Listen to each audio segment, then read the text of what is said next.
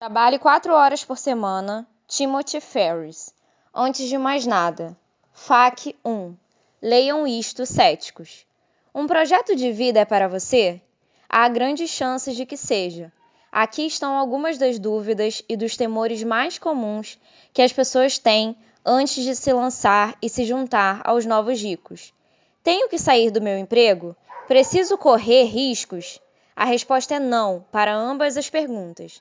Desde usar truques mentais para desaparecer do escritório, até planejar negócios que financiem seu estilo de vida, há caminhos em todos os níveis de segurança. Como um funcionário de uma das 500 maiores empresas do país, sai para explorar os tesouros ocultos da China por um mês e usa a tecnologia para não ser descoberto. Como você pode criar um negócio que gere $80 mil mensais sem precisar de gerenciamento? Está tudo aqui. Tenho que ser um solteiro de 20 e poucos anos? De jeito nenhum. Este livro é para qualquer um que se incomode com o plano de adiar a vida para a aposentadoria e que queira viver intensamente em vez de postergá-la. Há estudo de casos desde o de um garoto de 21 anos com sua própria Lamborghini até o de uma mãe solteira que viajou o mundo com seus 2 filhos. Se você está cansado do cardápio padrão de opções e está preparado para adentrar um mundo com infinitas opções, este livro é para você. Tenho que viajar? Só quero ter mais tempo. Não, é só uma das opções. O objetivo é criar liberdade de tempo e de mobilidade e usá-las como você quiser. Tenho que ter nascido rico? Não. Meus pais nunca ganharam mais de $50 mil por ano juntos e eu trabalho desde os 14 anos. Não sou Rockefeller e você também não precisa ser. Tenho que ser formado por uma faculdade de ponta? Não. A maior parte das pessoas cujos casos são apresentados neste livro não se formou nas Harvards da vida, e algumas delas nem se formaram. Instituições de excelência são maravilhosas, mas há vantagens pouco reconhecidas em não ter frequentado uma delas. Formandos das escolas de ponta são empurrados para os empregos de 80 horas por semana com altos salários e acreditam que o caminho natural é passar de 15 a 30 anos em um trabalho torturante. Como eu sei, eu estive lá e vi a destruição. Este livro a reverte. Minha história e por que você precisa deste livro. Toda vez que você se encontrar do lado da maioria, é hora de parar e refletir. Mark Twain. Alguém que vive dentro de suas possibilidades sofre de falta de imaginação? Oscar Wilde, dramaturgo e escritor irlandês. Minhas mãos suavam novamente. Olhando para o chão para evitar ser ofuscado pelas fortes luzes no teto, eu supostamente era um dos melhores do mundo, mas a ficha simplesmente não tinha caído. Minha parceira, Alicia, mexia os pés inquieta, enquanto ficávamos em fila com os outros 9 casais, todos escolhidos dentre mais de 1.000 competidores de 29 países e 4 continentes. Era o último dia das semifinais do Campeonato Mundial de Tango, e essa era a nossa última apresentação diante dos juízes, das câmeras de televisão e da plateia barulhenta. Os outros casais estavam em média há 15 anos juntos. Para nós, era o ápice de 5 meses de treinos diários de 6 horas seguidas e finalmente era a hora do show. Como você está se sentindo? Perguntou-me Alicia, uma experiente dançarina profissional, em seu distinto castelhano com sotaque argentino. Fantástico, maravilhoso. Vamos apenas curtir a música. Esqueça a plateia. Eles nem mesmo estão aqui. Isso não era totalmente verdade. Era difícil acomodar as 50 mil pessoas entre espectadores e coordenadores, mesmo no El Rural, o maior centro de convenções em Buenos Aires. Através da grossa cortina de fumaça de cigarros, era praticamente impossível de extinguir a enorme multidão nas arquibancadas. Por todos os lados, o chão estava sem cobertura, exceto no espaço sagrado de 30 por 40 no meio de tudo. Ajeitei meu casaco risca de giz e fiquei mexendo no meu lenço azul de seda, até que ficou óbvio que eu estava apenas inquieto. Você está nervoso? Não estou nervoso, estou empolgado. Vou apenas me divertir e deixar as coisas acontecer. Número 152, é sua vez.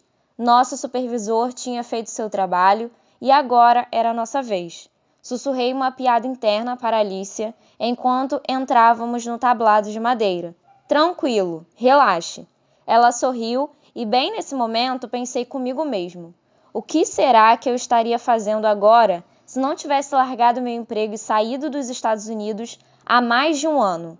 Esse pensamento desapareceu tão rápido quanto surgiu quando o locutor falou ao microfone e a plateia incendiou-se. Pareja número 152, Timothy Ferris e Alicia Monti, Ciudad de Buenos Aires. Era a nossa vez e eu estava radiante. Afortunadamente, hoje em dia, a mais fundamental das questões americanas me é muito difícil de responder. Se não fosse, você não teria este livro nas mãos. Então, o que você faz? Presumindo que você consiga me encontrar, o que é bem difícil, e dependendo de quando você me pergunte, eu preferiria que não perguntasse. Eu poderia estar andando de moto na Europa, mergulhando em uma ilha particular no Panamá, descansando sob uma palmeira depois de uma sessão de kickbox na Tailândia ou dançando tango em Buenos Aires. A graça é que não sou um multimilionário e tampouco quero ser. Nunca gostei de responder essa pergunta de coquetel, porque ela reflete uma epidemia da qual eu fiz parte por muito tempo. A descrição do seu emprego ser a descrição de você mesmo. Se alguém me perguntar isso agora e não for absolutamente sincero, eu explico meu estilo de vida misterioso de forma muito simples. Sou distribuidor de drogas. Quase sempre a conversa acaba aí. É apenas meia verdade, apesar disso. A verdade completa levaria tempo demais. Como eu poderia explicar que o que faço com meu tempo e o que faço para ganhar dinheiro são coisas completamente diferentes? Que trabalho menos de 4 horas por semana e ganho mais dinheiro por mês do que costumava ganhar em um ano? Pela primeira vez, vou contar a história real. Ela envolve uma discreta subcultura, a das pessoas chamadas de novos ricos. O que faz um milionário que mora em um iglu que um morador de uma kitnet não faz? Segue uma série incomum de regras. Como faz um funcionário de carreira de uma grande empresa de ponta para fugir e viajar o mundo por um mês sem que seu chefe sequer perceba? Ele usa a tecnologia para ocultar o fato. O ouro está ficando velho. Os novos ricos, NR, são aqueles que abandonam os planos de uma vida adiada e criam estilos de vida luxuosos no presente, usando a moeda dos novos ricos, tempo e mobilidade. Isso é uma arte e uma ciência a que nos referiremos daqui em diante como projeto de vida, PV. Passei os últimos 3 anos viajando com pessoas que vivem em mundos normalmente além da sua imaginação. Em vez de odiar a realidade, vou lhe mostrar como moldá-la à sua vontade. É mais fácil do que parece. A minha jornada de funcionário de escritório, mal pago e atolado de trabalho, a membro dos NR, é a princípio mais estranha do que a ficção e agora que já decifrei o código, fácil de reproduzir, há uma receita. A vida não tem que ser tão difícil, não tem mesmo. A maior parte das pessoas, inclusive eu mesmo no passado, passava muito tempo convencendo a si mesmas de que a vida tem que ser difícil, resignando o seu trabalho diário das 9 às 5 em troca de algumas vezes passar um fim de semana relaxante e férias ocasionais, poucos dias ou será demitido. A verdade, pelo menos a verdade segundo a qual eu vivo e que compartilhei neste livro, é bem diferente. Da alavancagem de diferenças cambiais à terceirização da sua vida e a desaparecer, vou mostrar-lhe como um pequeno grupo de pessoas usa alguns truques econômicos para fazer o que a maior parte das pessoas considera impossível. Se você pegou este livro, o mais provável é que não queira ficar sentado atrás de uma mesa até os 62 anos de idade. Mesmo que seu sonho seja sair do círculo vicioso do trabalho, fazer viagens incríveis pelo mundo, vaguear por longos períodos, bater recordes mundiais ou simplesmente mudar drasticamente sua carreira, este livro vai lhe dar todas as ferramentas de que você precisa para conseguir aqui e agora, em vez de fazê-lo na frequentemente ilusória aposentadoria. Há uma maneira de se conseguir as recompensas de uma vida de trabalho duro sem ter que esperar até o final dela. Como? Começa com um simples detalhe de que a maior parte das pessoas se esquece. De que eu me esqueci por 25 anos. As pessoas não querem ser milionárias, querem usufruir do que acreditam que apenas milionários podem comprar. Chalés nas montanhas, mordomos e viagens exóticas frequentemente estão em questão. Que tal passar óleo de coco em sua barriga, deitado em uma rede, enquanto ouve as ondas bater ritmadamente contra o deck do seu bangalô com um teto de sapê? Parece bom. $1 milhão no banco não é a fantasia.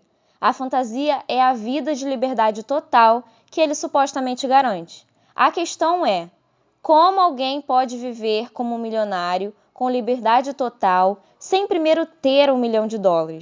Nos últimos 5 anos, respondi essa pergunta para mim e este livro vai respondê-la para você. Mostrarei exatamente como separei renda de tempo e criei meu estilo ideal de vida nesse processo, viajando pelo mundo e aproveitando o melhor que este planeta tem a oferecer. De qualquer forma, passei de jornadas diárias de 14 horas e salário de $40 mil por ano para jornadas semanais de 4 horas e $40 mil por mês. Ajuda a saber onde isso tudo aconteceu. Muito estranhamente, foi numa turma de estudantes que muito em breve seriam analistas de investimentos. Em 2002, fui convidado por Ed Shaw, um grande orientador e meu antigo professor de empreendedorismo em alta tecnologia na Universidade de Princeton, para voltar e falar para seus alunos sobre minhas aventuras empresariais no mundo real. Fiquei chocado. Multimilionários já haviam falado para os mesmos alunos e mesmo que eu tivesse criado uma empresa altamente lucrativa de suplementos alimentares e esportivos, eu tinha dançado em outro ritmo. Nos dias seguintes, no entanto, percebi que todo mundo parecia estar discutindo sobre como criar empresas grandes e bem-sucedidas, vendê-las e curtir a vida boa. Uma bela ideia. A pergunta que ninguém parece preocupado em responder era: por que fazer isso tudo em primeiro lugar? Qual é a grande vantagem que justifica passar os melhores anos de sua vida esperando ser feliz ao final dela? As palestras que eu desenvolvi ultimamente, chamadas Distribuição de Drogas por Prazer e Lucro, começavam com uma premissa simples: testar os dogmas mais básicos da equação vida-trabalho. Suas decisões se alterariam se a aposentadoria não fosse uma opção? Que tal se você pudesse ter uma mini aposentadoria para experimentar o seu plano de vida adiada antes de trabalhar 40 anos em favor dele? É realmente necessário trabalhar como um escravo para viver como um milionário? Eu mal sabia onde essas questões me levariam. A conclusão inusitada? As regras do senso comum do mundo real são uma coleção frágil de ilusões reiteradas. Este livro vai ensiná-lo a enxergar e fazer escolhas que outras pessoas não conseguem. O que torna este livro diferente? Em primeiro lugar, não vou gastar muito tempo no problema. Vou assumir que você sofre de falta de tempo, de terror apavorante ou, o pior de tudo, uma confortável e tolerável existência, fazendo algo que não o satisfaz. Este último caso é o mais comum e o mais insidioso. Em segundo lugar, este livro não é sobre como economizar e também não irá recomendar que você abandone seu cálice diário de vinho tinto para ter $1 milhão daqui a 50 anos. Eu ficaria com o vinho. Não sugerirei que você escolha entre o prazer hoje e dinheiro no futuro. Acredito que você possa ter ambos agora. O objetivo é diversão e lucro. Em terceiro lugar, este livro não é sobre encontrar o seu emprego dos sonhos. Assumirei como certo que para a maioria das pessoas, algo entre 6 e 7 bilhões delas, o emprego perfeito é aquele que toma menos tempo. A ampla maioria das pessoas nunca vai encontrar um emprego que possa ser uma inesgotável fonte de satisfação, de modo que esse não é o objetivo aqui. Arrumar tempo livre e automatizar a renda são. Eu começo cada aula com uma explicação da importância única de ser um negociador. O manifesto do negociador é simples. A realidade é negociável. Fora da ciência e do direito, todas as regras podem ser dobradas ou quebradas, e fazê-lo não exige que sejamos antiéticos. A arte de negociar também é um acrônimo do processo de se tornar um membro dos novos ricos. Estes passos e estratégias podem ser utilizados com resultados incríveis, seja você um funcionário ou um empreendedor. Tendo um patrão, você poderá fazer tudo o que eu fiz? Não. Você poderá usar os mesmos princípios para duplicar seus rendimentos, cortar pela metade suas horas de trabalho ou pelo menos dobrar seu tempo normal de férias? Certamente. Aqui está, passo a passo, o processo que você usará para se reinventar. D de definição. Vira ao avesso o equivocado, senso comum e introduz as regras e os objetivos do novo jogo. Substitui as certezas de autoderrota e explica conceitos relativos como riqueza e eu-estresse. Quem são os NR e como eles funcionam? Essa seção explica de modo geral a receita do projeto de vida, os fundamentos, antes de adicionarmos os 3 ingredientes. E de eliminação. Liquida a noção obsoleta de gerenciamento do tempo de uma vez por todas. Mostra exatamente como eu usei as palavras de um economista italiano, praticamente esquecido, para transformar uma jornada de 12 horas em jornadas de 2 horas em 48 horas. Aumente seus resultados por hora mais de 10 vezes com técnicas contra-intuitivas dos NR, de cultivo de ignorância seletiva, de dieta pobre em informação e de outras formas de ignorar o que não é importante. Essa seção fornece o primeiro dos 3 ingredientes do projeto de vida. Tempo. A de automação. Coloca o fluxo financeiro no piloto automático, usando arbitragem geográfica, terceirização e regras de não decisão. Das classificações tributárias às rotinas dos NR mais bem-sucedidos, está tudo aqui. Essa seção fornece o segundo ingrediente de um projeto de vida luxurioso: renda. L de libertação. É o manifesto de mobilidade das pessoas inclinadas à globalidade. É apresentado o conceito de mini-aposentadorias, assim como os meios para o controle remoto e infalível de funções e para escapar de seu patrão. Liberação não é sobre viagens econômicas, é sobre romper para sempre os laços que o prendem a um único lugar. Essa seção traz o terceiro e último ingrediente do projeto de vida: mobilidade. Devo notar que a maior parte dos patrões não ficará muito contente se você passar 1 hora por dia no escritório e que quem possui um emprego formal deve, portanto, ler os passos da mentalidade empreendedora na ordem DIL, mas implementá-los como dela. Se você decidir permanecer em seu emprego atual, será necessário criar liberdade geográfica antes de cortar em 80% sua jornada de trabalho. Mesmo se você nunca tiver considerado tornar-se um empreendedor, no sentido moderno da palavra, o processo DIL vai torná-lo no sentido puro da palavra, tal qual cunhado pelo economista francês J.B. Say, em 1800, alguém que transfere recursos de uma área de rendimento menor para uma área de rendimento maior. Por último, mas não menos importante, muito do que recomendo aqui parecerá impossível e até mesmo ofensivo ao senso comum básico. Eu prevejo isso. Decida agora testar esses conceitos como um exercício de raciocínio lateral. Se você tentar, verá o quão mais embaixo é o buraco, e você jamais voltará.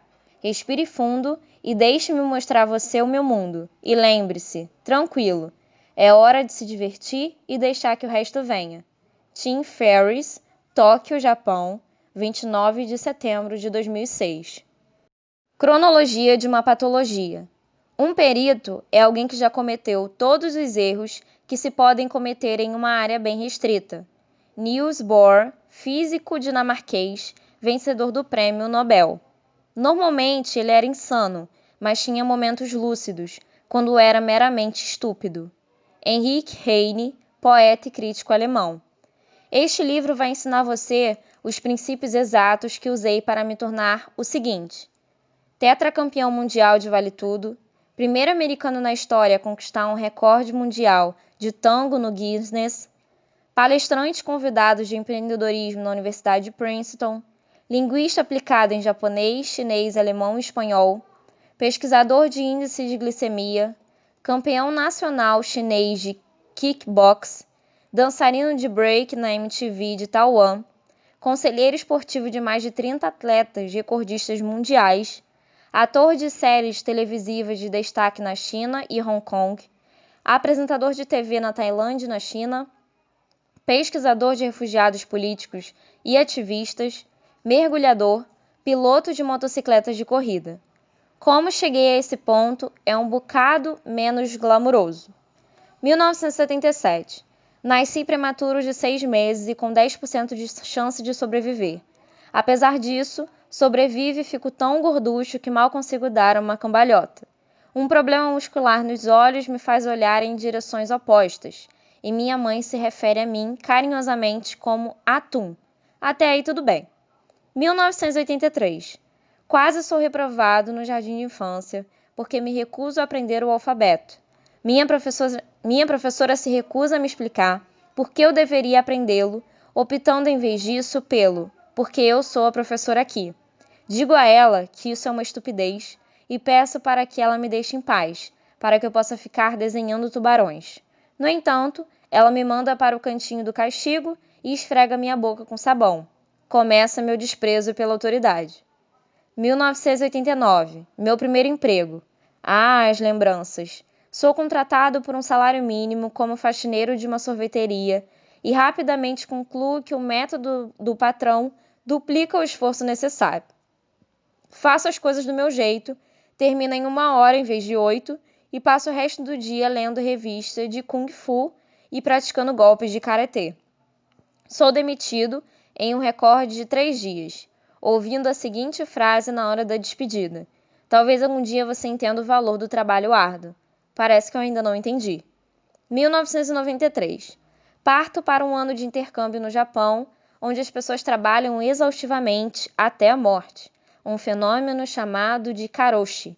E disse dos japoneses que gostariam de ser shintoístas quando nascem, cristãos quando se casam e budistas na hora da morte. Entendo então que a maior parte das pessoas é muito confusa sobre a vida. Uma noite, querendo pedir à minha mãe no intercâmbio que me acordasse na manhã seguinte, okuso, pedi a ela que me estuprasse violentamente, okaço. Ela ficou bem confusa. 1996. Consigo entrar despercebido em Princeton, a despeito das minhas notas no vestibular serem 40% inferiores à média e do meu conselheiro de ingresso à universidade, que durante o ensino médio me dizia para ser realista. Concluo que na verdade eu simplesmente não sou bom. Faço especialização em neurociência e então mudo para estudos do leste asiático, para evitar ficar instalando tomadas em cabeças de gatos. 1997. Hora de ficar milionário. Crio um audiobook chamado Como Eu Venci a Ivy Lang. Uso todas as minhas economias de 3 verões trabalhando como temporário para confeccionar 500 fitas e consigo vender exatamente nenhuma. Só deixo minha mãe jogá-las fora em 2006, depois de 9 anos de recusa. Assim é a alegria da autoconfiança exagerada e injustificada. 1998. Depois de 4 grandalhões espancarem um amigo meu, peço demissão sumariamente do emprego mais bem remunerado no campus e desenvolvo um seminário de leitura dinâmica. Cubro o campus com centenas de medonhos cartazes verde neon que diziam: triplique sua velocidade de leitura em 3 horas. E estudantes típicos de Princeton escrevem baboseira em cada um deles. Vendo 32 lugares a $50 cada um para o evento de 3 horas. E $533 por hora me convencem de que pesquisar o mercado antes de desenvolver um produto é mais esperto do que o contrário. 2 meses depois estou de saco cheio de leitura dinâmica e encerro o negócio. Detesto serviços, preciso de um produto para vender. Outono de 1998. Uma grande disputa acadêmica e o medo agudo de me tornar um operador de banco de investimentos me levam a cometer suicídio universitário e informar a secretaria de que eu estava, até segunda ordem, abandonando a faculdade. Meu pai está convencido de que nunca voltarei e eu estou convencido de que minha vida acabou. Minha mãe acha que não há nada demais nisso e que não há motivos para dramalhão. Primavera de 1999. Em 3 meses eu aceito empregos e saio deles de design de conteúdos na Berlitz, a maior editora de materiais em línguas não inglesas do mundo, e de analista em uma microempresa de pesquisas sobre asilo político. Naturalmente, depois disso, eu vou para Taiwan e crio do nada uma rede de academias de ginástica, logo fechada pelas tríades a máfia chinesa. Volto para os Estados Unidos derrotado, decido aprender kickboxing e venço o campeonato nacional 4 semanas depois, com o mais feio e menos ortodoxo estilo jamais visto. Outubro de 2000. Com minha autoconfiança recuperada e minha tese mal começada, volto para Princeton. Minha vida não acaba e tudo indica que esse atraso de 1 ano só me ajudou. Meus colegas de 20 e poucos anos têm habilidades tais quais as de David Koresh.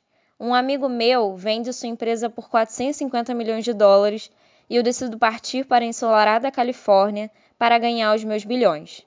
A despeito do mercado de trabalho mais aquecido da história da humanidade, consigo ficar 3 meses desempregado depois de formado, quando tiro um coringa da manga e começo a mandar para um CEO 32 e-mails consecutivos.